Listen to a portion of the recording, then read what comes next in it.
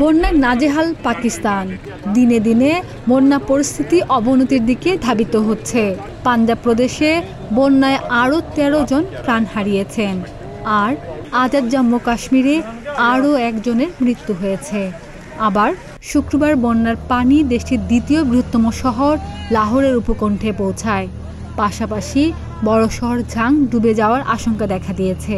কর্মকর্তারা বলছেন, এই অঞ্চল গত প্রায় ৪০ বছরে এমন ভয়াবহ বন্যা দেখেনি। এদিকে বন্যা পরিস্থিতির এই অবনতির জন্য ভারতকে দায়ী করছে পাকিস্তান। ভারত থেকে নেমে আসা পানির কারণেই এমন পরিস্থিতি তৈরি হয়েছে বলে মনে করছে আবহাওয়াবিদরা।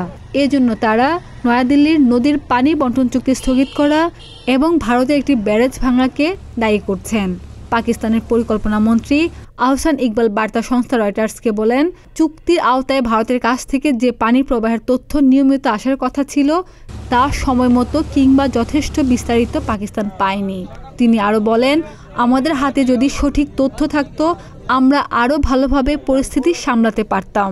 সিন্ধু পানি বন্টন চুক্তি কার্যকর থাকলে আমরা ক্ষতি অনেকটা কমাতে পারতাম। এই সপ্তাহে টানা মৌসুমি বর্ষণে ভারত এবং পাকিস্তান উভয় দেশই ব্যাপক ক্ষয়ক্ষতি হয়েছে। আবহাওয়াবিদরা জানিয়েছে, সপ্তাহ জুড়ে আরও ভারী বৃষ্টিপাতের সম্ভাবনা রয়েছে। এদিকে ভারত থেকে পাকিস্তানে প্রবাহিত হওয়া কয়েকটি নদীর পানি দীর্ঘ ৬ দশকের বেশি সময় ধরে সিন্ধু পানি বন্টন চুক্তির আওতায় নিয়ন্ত্রিত হয়ে আসছিল। এই বছর সেই চুক্তি স্থগিত করেছে ভারত। এদিকে ভারত বলছে তারা কোনো ব্যারেজ ইচ্ছাকৃতভাবে খুলে দেয়নি।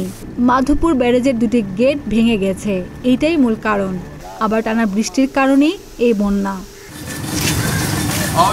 ডেস্ক রিপোর্ট, প্রতিদিনের বাংলাদেশ।